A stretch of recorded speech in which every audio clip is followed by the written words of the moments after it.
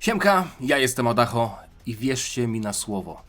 Nie pamiętam, kiedy ostatni raz tak bardzo cieszyłem się na czytanie anglojęzycznej mangi. Mówię anglojęzycznej, bo mangi Tomka Prucnala są wyjątkiem. Zawsze jak czytałem Adacho Balls czy Dragon Ball Powerless teraz, jestem bardzo podekscytowany. Dragon Ball Multiverse też jest pisane po polsku, ale jak na przykład siadam do Dragon Ball Hakai też jest ciekawe, ale teraz sobie tak pomyślałem, że chciałem sprzedać komplement mandze Saigo no Son, a nie wyszło mi, bo są inne mangi, którymi się jaram. Natomiast Saigo no Son to jest historia, jakiej jeszcze nie było. Gohan podczas sagi Saiyan został porwany przez Radica, który wygrał walkę z Goku i Piccolo, więc Goku i Piccolo w tej historii nie ma. No i mały Gohan został wychowany przez Saiyan i po latach wraca na planetę Ziemia jako antagonista. Razem z Radicem, który przeżył, razem z Vegetą i razem z Nappą, więc mamy konfrontację. Rozdział 3, ostatni Son, Saigo no Son. Kurde, no ten tytuł nawet robi robotę. Goten-kun jest oczywiście autorem, linki do niego znajdziecie w opisie, to jest też autor Namek Seijin Densetsu i 321 lat po Dragon Ballu mang, które już na kanale czytałem, które ciekawie wykorzystują luki w historii Dragon Balla, bo Namek Seijin Densetsu działo się dawno, dawno temu przed Dragon Ballem, 321 lat po Dragon Ballu, nie muszę wam mówić kiedy się dzieje, a tutaj mamy historię, która jest swego rodzaju co by było gdyby, więc nie będę was trzymał w niepewności, przechodzę do tego rozdziału, być może przeczytamy sobie tylko jeden, ten rozdział jest dość długi, więc zobaczymy jak będzie to wyglądać pod kątem akcji. Jesteśmy na wyspie, chciałem powiedzieć północnego Kaju, na wyspie Żółwiej. I tak to wygląda, moi przyjaciele. Goku nie żyje, a jego syn został porwany. Kami-sama również zginął, co sprawia, że nie jesteśmy w stanie wskrzesić Goku. Sytuacja jest tragiczna przez duże T. Jestem tylko ciekaw, jak zareaguje Chi-Chi na to wszystko. Czy jest ona tam? Nie ma jej. Okej, może i dobrze. Może i dobrze. Sytuacja jest tragiczna, moi przyjaciele. Mamy trójkę Saiyan. I na pewno wrócą. Trójkę Saiyan. A oni nie wiedzą, że Gohan będzie walczył przeciwko nim. Musimy być gotowi, kiedy ta chwila nadejdzie. Nie marnujmy czasu, Teraz sobie tak myślę. Ten Shinhan mówi, że mogą wylądować w każdym momencie. Saiyanie oryginalnie przelecieli po roku, mieli przylecieć po roku, ale przylecieli tam miesiąc wcześniej. Więc nasi bohaterowie, ten Shinhan, Krillin, Yamcha, mieli tylko niecały rok na trening. Tutaj przecież od momentu, w którym Gohan został porwany, do momentu, w którym on już jest dużym chłopcem, który jest w stanie odszczekać się księciowi wszystkich Saiyan, na pewno minęło więcej. To nie był Gohan, który wyglądał na Gohana z Saiyan Sagi, bo Gohan z Saiyan Sagi nadal był taki. A to był Gohan, który bardziej przypominał Gohana z sagi Cella, więc musiałoby tam minąć, nie wiem, z 5 lat może? Więc nasi bohaterowie może będą mieli po prostu więcej czasu na przygotowanie się. A Gohan? Co z nim zrobimy? Nie możemy go opuścić. Niestety, możemy tylko czekać. Nie mamy możliwości go znalezienia. Roshi tutaj wszystkich ustawia po kątach, a tak naprawdę jest najbardziej osrany. Tylko on się poci. Okej, dobra. Inni też się pocą. Ale Roshi póki co w tej historii jest od tego, żeby mówić, jak bardzo jest źle i jak bardzo nic nie możemy zrobić, więc czekajmy i nic nie róbmy. Ma ktoś ochotę na zimne piwko? No jakby już tak siedzimy. Nie? Okej. Lecę w takim razie do pałacu Kamiego, mówi ten Shinhan. Będę podążał za treningiem, który Goku wykonał. Nie możemy marnować czasu. Chiaotzu, Krillin, Yamcha, powinniście polecieć ze mną. Będziemy potrzebować każdych sił. Nie ma tam już Kamiego. Popo będzie ich trenował, czy co? Może pokaże im komnaty ducha i czasu. To byłoby ciekawe. W sumie? Czemu nie? Czemu nie? Masz rację. Musimy być gotowi. Polecimy z tobą. Kto wie, jak silni są Saiyanie. Musimy sobie wyobrażać, że są nawet silniejsi niż brat Goku. Będzie dobrze. Musimy tylko trenować. Perfekcyjnie. Yamcha, Puar. Biedny Puar nastraszony. Weźcie go ze sobą, może Puar też osiągnie jakąś formę. Jakiś Tiger Puar? Nie wiem, może dostanie cukierka od Rumble Balla, może dostanie od Choppera i będzie jakiś Zulong. Jak to się nazywało w One Piece? Zulong? Zulong będzie. I Puar Zulong. Nie martw się, Puar, wszystko będzie dobrze. Uda nam się. Dla Goku i dla jego syna. Jak on tam miał na imię? On teraz ma inne imię. On teraz się nazywa Nasu, nie? Dobrze pamiętam jego imię? Ten bakłażan? Teraz będziecie do niego mówić Bakuś. Tak w skrócie, zdrobnienie. Bakłażan, Bakuś. No dobrze. O, czyli Roshi został razem z Bulmą na wyspie. Ja już wiem, o co mu chodziło. Dlaczego nie chciał lecieć trenować. Najlepsze jest to, że Roshi w tym momencie stwierdził, że nie będzie trenował, ale lata później, podczas turnieju mocy, Lecę walczyć z Jirenem. Raditz? Nie, za słaby jestem. Jiren? Bring it on. Nieważne, czy przylecą za 10 dni, czy za 2 lata, będziemy gotowi. No, za 10 dni to może nie. Może nie, chyba że faktycznie pójdziecie do komnaty ducha i czasu. Mamy tutaj... Chyba wiecie co? Chyba to była retrospekcja. Mamy tutaj zaokrąglone rogi tych kadrów, a tutaj mamy ostry. Więc to by sugerowało, że trochę czasu już minęło, no bo przecież niemożliwe jest, żeby tego samego ranka, jak Gohan został porwany, Gohan już wrócił dorosły, więc trochę czasu minęło. Ile dokładnie? Nie wiemy, ale zamiast 2 sajańskich kapsuł, atak boli tak zwanych, na ziemię spadają 4. Wiecie co byłoby ciekawe? Gdyby Nappa też zrobił ten swój atak, że niszczy miasto i w oryginale Vegeta powiedział: Nappa, ty durniu, a co jeśli zniszczyłeś smoczą kulę? Ale oni tutaj nie wiedzą o smoczych kulach. Ostatnio głupotę trochę powiedziałem, bo zakładałem, że oni wiedzą o smoczych kulach, ale nie wiedzą o tym, że one przestały istnieć. Oni nie wiedzą w ogóle o smoczych kulach, bo przecież oryginalnie było tak, kiedy Goku został zabity, to Piccolo powiedział: Raditz, chłopie, my mamy smocze kule, wskrzesimy go tutaj. A Raditz wtedy powiedział, że ja mogę umierać, ale przesłałem te informacje moim kolegom, więc oni tutaj przylecą na pewno. Tutaj tego nie było. Raditz nie przyleciał na ziemię po smocze kule, tylko po Goku. Być może to będzie też ciekawa, chociaż smocze kule wygląda na to, że od samego początku są w tej historii wyłączone, więc będzie to historia nie bazująca na smoczych kulach. Dlatego w nazwie nie ma Dragon Ball. To też ciekawe, nie? Chociaż Goten-kun tak nazywa swoje mangi, bez Dragon Balla. No dobrze, jesteśmy. Vegeta, co sądzisz o tej planecie? Nieźle, nieźle. Trochę jest tu głośno, z tymi wszystkimi komarami, mówi Nappa, określając w ten sposób Ziemian. Uspokój się, Nappa. Nie niszcz tej planety. Nasu! Twoja kolej. To będzie twoje zadanie. Mały Gohanek w zbroi ze skauterem i z tym ogonem charakterystycznie oplecionym wokół swojej talii. Hej, tutaj jesteś. Yamcha jeszcze nie przyszedł? Nie powinno mu to dużo zająć. W końcu wielki dzień nadszedł. Jesteśmy gotowi. Ciotsu nawet się będzie bił. Ciotsu, wiecie co zrobi? Hiper Dodonpa. Zgaduję, to będzie Hiper Dodonpa Ciotsu. Albo jakaś telekinetyczna moc i wtedy Tenshinhan zrobi Hiper Dodonpę. Tak mówię. 10 lat minęło! W końcu przylecieli. 10 lat później się wszyscy zmieniliście, nie? Ciaotsu dalej sięga do ud Tenshinhanowi, Krillin nawet, nie wiem, nie zmienił stroju, Roshi w sumie w jego przypadku tutaj wielkiej różnicy i tak by nie było. Yamcha też nie zmienił fryzury, po prostu 10 lat. Pierścień czasu, nie? 10 lat. Yamcha, tutaj jesteś. Żałuję, że nie mają innych strojów trochę. Goten-kun myślę, że byłby w stanie tutaj wymyślić jakieś fajne stroje, tak jak oni przecież na parę lat, na 3 lata bodajże się rozdzielili przed 23. Tenkaichi Budokai i dosłownie każdy wrócił w innym stroju. Szkoda, że tutaj nie wrócili w innych strojach, no ale okej. Tak, cieszę się, że znowu was widzę, chłopaki. Jesteśmy w całej grupie. Nie marnujmy czasu. Lećmy. Liczymy na was! Co w tym czasie robił Roshi? Mafuba? Nie, jakieś inne rzeczy, coś tam, nie? 10 lat, kurwa, przesiedział na wyspie? 10 lat przesiedział na wyspie z żółwiem, tylko żółw się zmienił, ma dodatkowe zmarszczki. Umigamy, może tam powinien jeszcze iść walczyć. Ach, nienawidzę tego, że nie mogę za nimi podążać. To nie jest tak, że nie mógłbym się nauczyć, nie? Bo tutaj Roshi przecież on nie umie latać. Prawdopodobnie to nigdy nie zostało wprost powiedziane, ale prawdopodobnie ze względu na to, że Bukujutsu, czyli technika lewitacji, wywodzi się na ziemi ze szkoły żurawia, czyli ze szkoły jego rywala, więc być może dlatego Roshi nie chce się uczyć latania. No ale jeśli on teraz mówi, że nienawidzę tego, czemu nie mogę za nimi podążać? Czy on się nie nauczyłby tego w 10 lat? Skoro inni bohaterowie się nauczyli, Krillin się nauczył tego w kilka miesięcy? To mi się akurat średnio podoba, no ale niech będzie. Roshi moim zdaniem powinien też w tej historii uczestniczyć. Chociaż nie wieszam jeszcze tutaj psów. Jest to na pewno ciekawie zobaczyć naszych ziemskich bohaterów, ale uważam, że Roshi jest na tyle doświadczonym i ciekawym wojownikiem, że też by tutaj swoje 3 grosze mógłby dorzucić. Ale okej, los ziemi jest w ich rękach. Ty już się wysłużyłeś. Oni się dobrze przygotowali. Będą w stanie odeprzeć ich atak, mówił Umigame. Tak, ale mam złe wajby. Czuję zły vibe w powietrzu, mówi Roshi. Złą atmosferkę. Boję się, że ten dzień będzie krwawy.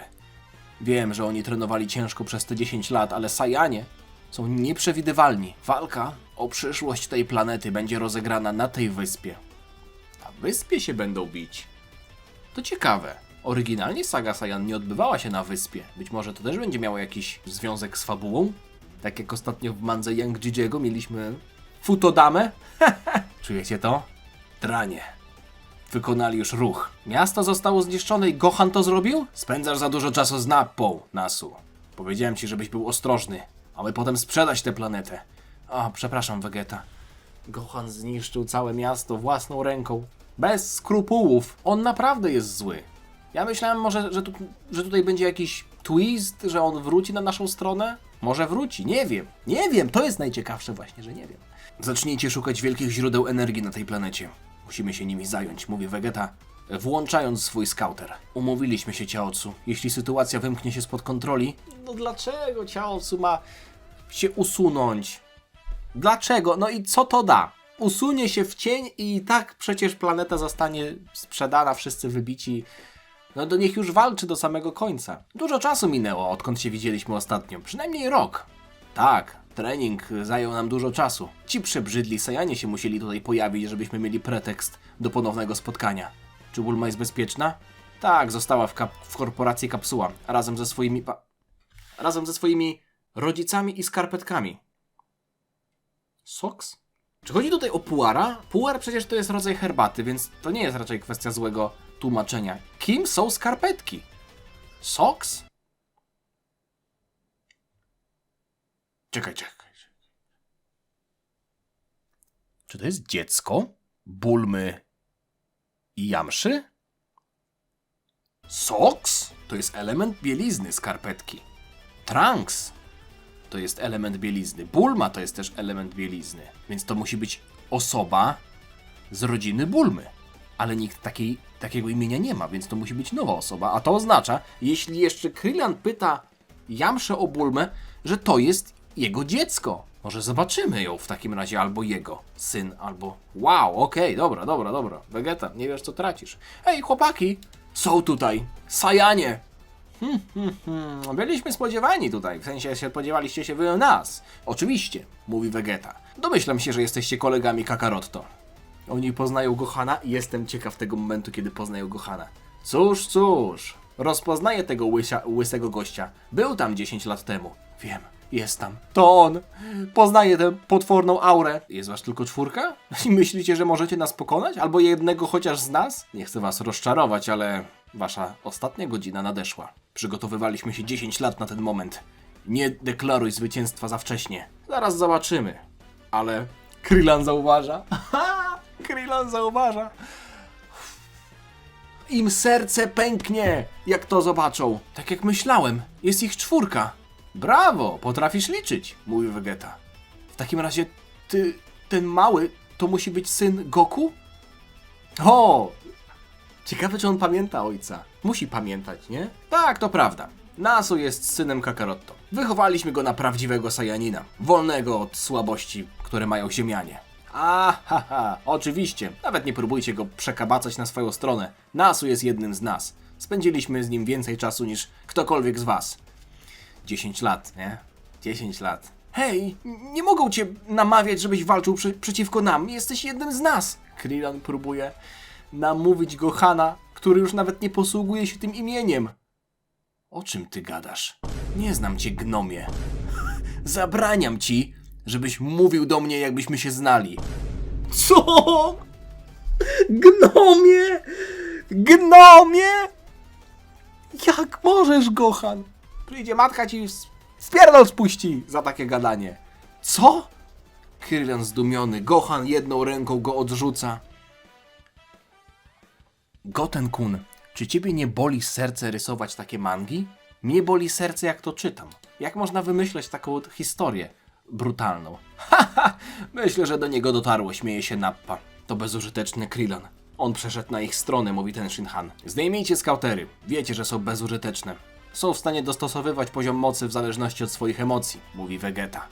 Tak, 10 lat temu byli w stanie zwiększać swój poziom mocy. Nasu też to robił. Nie możemy ufać skauterom. Saiyanie zdejmują skautery, a to oznacza, że nie będą w stanie nie dość, że wyczuwać poziomów mocy, to nie będą też w stanie wyczuwać, jeśli ktoś nadejdzie. I wtedy Yajirobe, pa! Odcina im ogon. Chociaż to nic nie da, ale może coś da. Jest nas 4 i was jest 4, więc będą 4 walki. Żartujesz sobie, mówi Vegeta. Myślisz, że zniżę się do tego poziomu, żeby mierzyć się z takimi karaluchami jak ty? Inni zrobią robotę za mnie. Dobrze, w takim razie ja będę walczył z bratem Goku. O! Chociaż na okładce mieliśmy na samym dole Yamcha i Radica. Jeśli myślisz, że jesteś w stanie poradzić sobie sam, okej. Chiaotzu, Krillin, trzymajcie się razem. Ej, trochę nas lekceważysz, ale okej. Będziemy walczyć z tym grubasem, mówi Krillin. Czyli chodzi oczywiście o Nappę. Ej, zdecydowaliście? Kto będzie waszym katem? No dobrze, niech ta rzeź się rozpocznie, wykrzykuje Nappa. A Raditz, czyli będziemy mieli 4 walki naraz, jednocześnie? Takie battle royale? Turniej mocy dla biedaków? Turniej moczu, dosłownie. Raditz nie ma zamiaru czekać. Doskakuje w stronę... Yamszy, o! Aha, bo on powiedział bratem Goku, a nie synem Goku, tak? Goku's brother, okej, dobra. Czyli dlatego... Głupi jest. Yamcha był na samym dole razem z Radicem, czyli wygląda na to, że... Kto tam był na samej górze? Nie pamiętam. Zaraz zobaczymy. Czyli Yamcha wali się z Radicem na pyrę. No i kurde... Proszę, Yamcha sobie całkiem dobrze radzi, ale czy oni ten trening przeprowadzali tylko na ziemi? I czy Saiyanie w tym samym czasie się nie wzmacniali? I Yamcha zdziela Radica w twarz. Co to jest za szaleństwo? Nie powinieneś być tak silny. Twój poziom jest znacznie powyżej tego, co prezentował Kakaroto 10 lat temu. Odpowiedź znajduje się w twoim pytaniu. Trenowaliśmy bez odpoczynku przez każdy dzień, przez te 10 lat. O, Vegeta? Już troszeczkę bardziej poważny, ten Yang-Jijiowy smirk zniknął z jego twarzy. Krillin i w ogóle co to jest za tag team, drużyna marzeń? Krillin i Chiaotzu. 2 ludzi, 1 włos, 0 szans na wygraną. No tak. Ej, Tupek, przestań uciekać. Ale powiem wam, że Goten-kun się trochę poprawił, jeśli chodzi o rysunki. Muszę przyznać, że niektóre wyglądają naprawdę fajnie. Kenzan jest tutaj wypuszczany przez Krillina w stronę Nappy. Co za głupia techni. Nie mówcie mi, że Chiaotzu go unieruchomił w miejscu. Swoją telekinezą po prostu się w jego stronę uroczo uśmiechnął. I Nappa powiedział: jaki zabawny Pokémon. Chcę go w domu. Krillin wykorzystał ten moment i odciął Nappie rękę. Nie zapominajcie, że Krillin oryginalnie w Saiyan Sadze był w stanie zranić Nappę Kenzanem. Dziabnął go w bok, prawda? W policzek. Więc zakładanie, że... Czuję, że mam włosa na twarzy, a ja go nie widzę. Więc zakładanie, że teraz nie byłoby to możliwe, żeby żeby Chiaotzu unieruchomił Yamcha, a Krillin go zranił za pomocą Kenzana, to jest wszystko logiczne. Nappa jest bez ręki, Vegeta zdziwiony, zadziałało. Nappa mówi: nawet już nie będę do ciebie mówił po imieniu, jesteś Nasu. W moich oczach jesteś skończony, Gohan. Nasu. O, wygląda na to, że nie macie takiej przewagi, jakbyście chcieli. Zaczyna się uśmiechać ten Shinhan. Ze względu na szacunek, którym darzę mojego starego przyjaciela, mówi ten Shinhan. Oczywiście tutaj chodzi mu o Goku. Jestem gotowy, żeby oszczędzić twoje życie. Dołącz do nas. Z tobą na pewno wygramy. Nie bądź głupi. To ty jesteś głupi, odpowiada Nasu. Gohan. Dobra, będę mówił Gohan, żebyście wszyscy wiedzieli, o kogo chodzi. Jeśli myślisz, że sobie poradzisz, jesteś w błędzie. Nieważne, jak dużo czasu spędziłeś na treningu.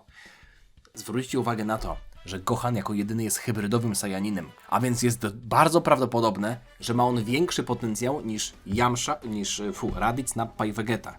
Przepraszam, Goku, nie mam wyboru, mówi ten Shinhan, zaciskając swoją pięść. Kikoho! Bezpardonowa zagrywka ze strony ten Shinhana, nie było żadnego przygotowywania, po prostu ten Shinhan składa ręce w charakterystyczny sposób i nie zastanawiając się atakuje Gohana, który jest zdziwiony, no i nie widzieliśmy tutaj żadnych podobnych technik wcześniej, więc Raditz nie mógł przekazać jakichś informacji na temat tego, czym dysponują Ziemianie, więc nie wie ani o telekinezie, ani o Kenzanach, ani o innych Kikochach, ani o jakichś rogach Fufuken, pięści porywisty niczym pierdy z dupy po fasolce bretońskiej.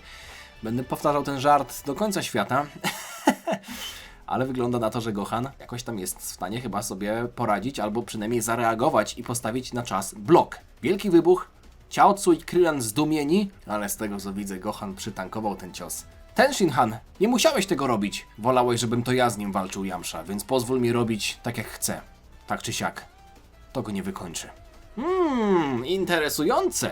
Minęło sporo czasu, odkąd walczyłem z tak silnym przeciwnikiem, mówi Gohan i wygląda na to, że tutaj różnica w poziomach mocy nie jest aż tak gargantuiczna, jak można się było na początku spodziewać. 10 lat zrobiło swoje. Mimo wszystko zastanawiam się, czyli Saiyanie w sumie nie trenowali.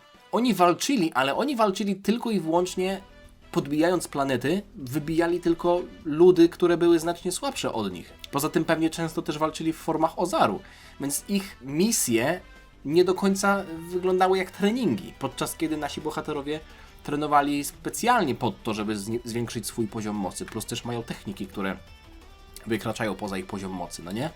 Chociażby Kikoho właśnie. Nie bądź taki pewny siebie. Ten Shinhan doskakuje do Gohana, ten blokuje jego cios i ten Shinhan trafia prosto w twarz Gohana. No wygląda na to, że nasi bohaterowie sobie całkiem dobrze radzą. Ale Gohan odpowiada, uderzając ten Shinhana w splot słoneczny, więc być może ten Shinhan odpowie słonecznym kłem. Kłem, czyli Taiokenem. Okej. Przepraszam za ten suchar. Idziemy dalej. Ten Shinhan po tym ciosie jest nieco oszołomiony. Gohan kontynuuje to swoje natarcie i trafia ten Shinhana prosto w twarz i wygląda na to, że Gohan ma zamiar wykończyć go jakimś Final Crashem. Nie śmiejcie się, to jest prawdziwa technika, którą Vegeta wykonał na Namek, Final Crash. Podobnie to wyglądało do Final Flasha, ale to nie było to samo. No niestety, ten Shinhan po tym całkiem dobrym pierwszym ataku, po tych pierwszych kilku chwilach, kiedy wydawało się, że jest równo dopasowany z Gohanem pod kątem poziomu mocy, niestety jest złapany w potężnego Kiblasta z najbliższej odległości. No i mamy wybuch. Czy ten Shinhan... Ten Shinhan przeżył ze względu na to, że Chaozu uratował jego życie? W jaki sposób? Co za moc, mówi Krillin. Dziękuję, Chaozu, uratowałeś moje życie. To będzie bardziej skomplikowane niż się spodziewałem. Syn Goku, nie chodzi o Son Goku, tylko syn Sona Goku, jest silniejszy niż myślałem. W jaki sposób Chaozu uratował go? Może go przeniósł telekinezą? Może o to chodzi w ostatnim momencie? Bo chyba nie chodzi o to, że zrobił jakąś barierę, nie? Już nawet nie wspominając o tym, że ten Saiyanin, który nie walczy, mowa tutaj oczywiście o Vegecie, jest ich szefem i na pewno jest najsilniejszy. Chaozu, możesz dołączyć do Krillana. Jesteś pewien, ten Shinhan? Tak, dobrze sobie radzisz, tak jak Yamcha. Uda nam się. Yamcha, kurde, klepie się z Radicem, który... Umówmy się, że z tej czwórki jest najsłabszy, ale to nie zmienia faktu, że Yamcha mi tutaj imponuje. Wykonuje Kamehameha prosto w Radica. Widzimy tutaj Kikuta Nappy na pierwszym planie. Draniu, zapłacisz za to swoim życiem. Nikt nigdy mnie tak nie zranił. Zadziałało, ale go wkurzyliśmy. Ale przynajmniej nie ma ręki.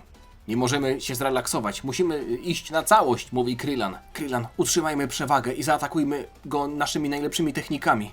Uda nam się. Chaozu komunikuje się z Krillinem za pomocą telepatii. Masz rację, Chaozu. Co? Gadasz sam do siebie? Jesteś głupi? Mamy Dodonpa, ale to nie jest hiper Dodonpa, ale Chaozu od pleców po prostu rabam! Tak jest, żadnych samobójczych ataków. Chaozu jest w stanie może to jest jakieś ulepszone Makanko Sapo teraz. Nappa zostanie przedziurawiony od pleców. Zróbcie to. Wiecie, co jest też fajne? Że Nappa w ogóle nie wie, że oni są w stanie telepatycznie ze sobą rozmawiać, więc oprócz tego, że różnica w poziomach mocy jest zmniejszona, to Saiyanie mają znacznie mniejszy wachlarz możliwości.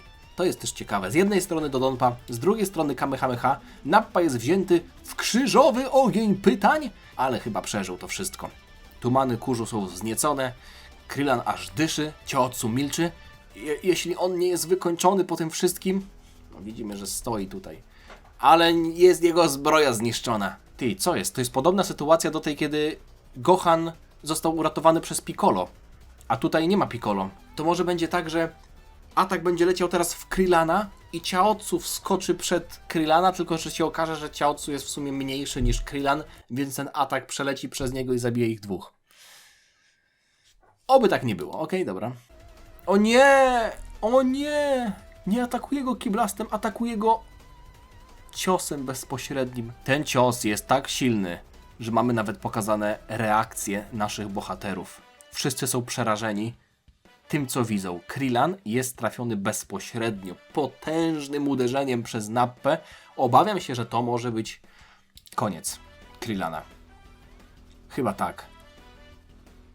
O nie. No i proszę bardzo, macie to. Pierwszy, który upada. Dużo czasu ci to zajęło, Nappa. Myślałem, że będę musiał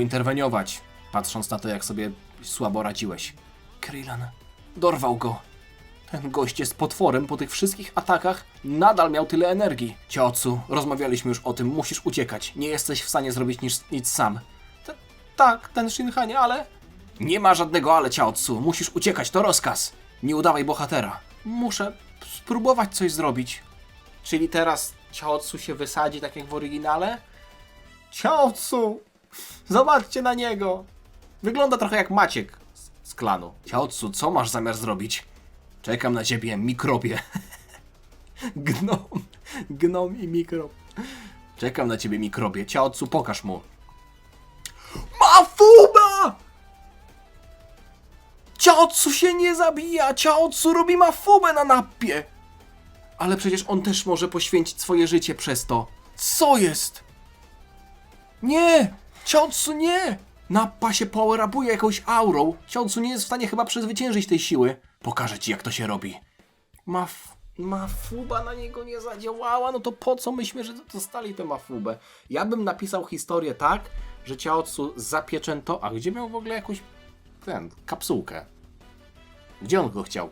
W ziemię go wbić? Powinno być tak, że Mafuba się udaje, ale Ciaocu umiera z wycieńczenia. A teraz wygląda na to, że Ciaocu... Nie, no jest po prostu zniszczony przez Nappę. Ciaocu, Krillin. Tylko Yamcha i ten Shinhan zostali na placu boju. Zapłacisz za to, wykrzykuje ten Shinhan, skacząc w stronę Nappy, ale Gohan mu przeszkadza. Co ci się wydaje, że gdzie ty leziesz? Draniu, myślałeś, że przechylisz szale zwycięstwa, atakując mnie z zaskoczenia?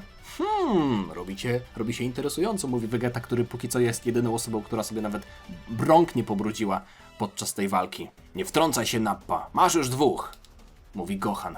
Jeśli będę musiał zabić syna Son Goku, żeby urwać ci łeb, zrobię to. Ten Shinhan jest wściekły, widząc jak umarł jego kamrat. Nieważne jak bardzo będziesz szczekał, nagle wtrąca się Vegeta.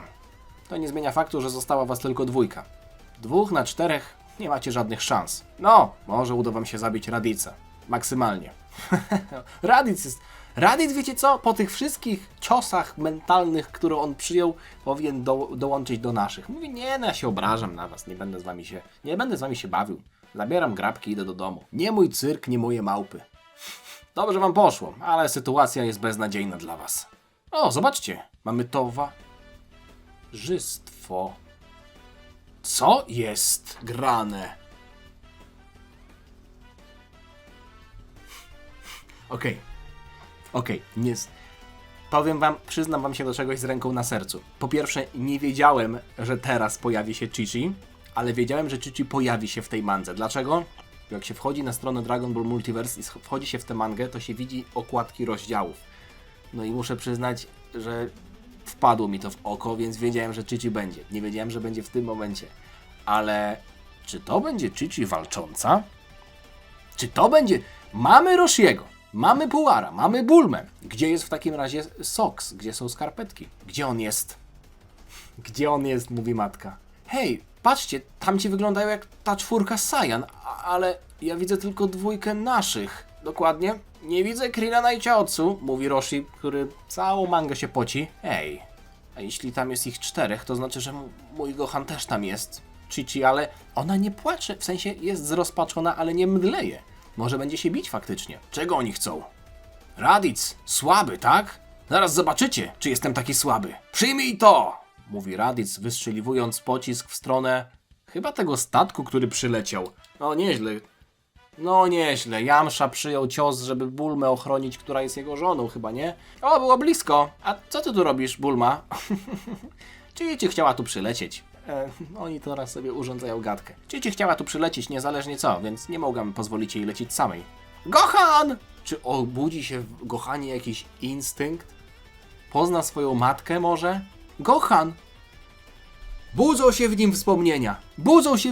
Przypomina sobie matkę, przypomina sobie byczego Lucyfera, przypomina sobie siebie jako dziecko. Może się coś tam w nim obudzi. Ty, Draniu, myślisz, że będziesz w stanie ośmieszyć mnie w ten sposób? Nie będę tolerował tego, że przeszkadzasz mi i próbujesz ochronić tych robali. Mówi tutaj Raditz do Yamszy, próbując zaatakować. Ja już domyślam się, o co chodzi. Raditz próbuje zaatakować Chi-Chi, żeby udowodnić swoją wartość, ale w tym momencie Gohan musi mu przeszkodzić, bo będzie ratował swoją matkę, prawda? Nie tylko ją ratuje, ale przebija Raditza na wylot. Czyżby Gohan wrócił na naszą stronę? O, koniec rozdziału. Time to choose. Czas, by wybrać. Rozdział 4. No nieźle. No nieźle. Tak jak mówiłem, rozdział 3 nieco dłuższy. Co tu dużo mówić? No to historia się rozkręca, ale wygląda na to, że Gohan będzie miał jakieś wątpliwości, ale nadal nie wiadomo po jakiej stronie będzie. Czy te wątpliwości sprawią, że on mimo wszystko zostanie Saiyaninem, ale nie będzie w stanie podnieść ręki na swoją matkę? W takim razie Gohan może będzie pokonany przez Chi-Chi, która widać tutaj, że chyba zaczyna walczyć. Ale jaja, co za manga, niesamowita, naprawdę bardzo podoba mi się ten pomysł i realizacja. Są oczywiście drobne błędy, błędy. Z mojej perspektywy są to rzeczy, które można byłoby wyjaśnić inaczej, albo dodać, żeby obraz był nieco pełniejszy, ale ja się tutaj mądrzyć nie będę. Dziękuję autorowi za kawał dobrej historii. Jak ona będzie zakończona, jeszcze nie wiem, ale mam nadzieję, że będziecie to śledzić ze mną, więc dzięki za oglądanie, zostawcie lajka, zostawcie suba, odsyłam do autora, miłego dnia Wam życzę i widzimy się niebawem. Trzymajcie się, na razie, cześć, ciana.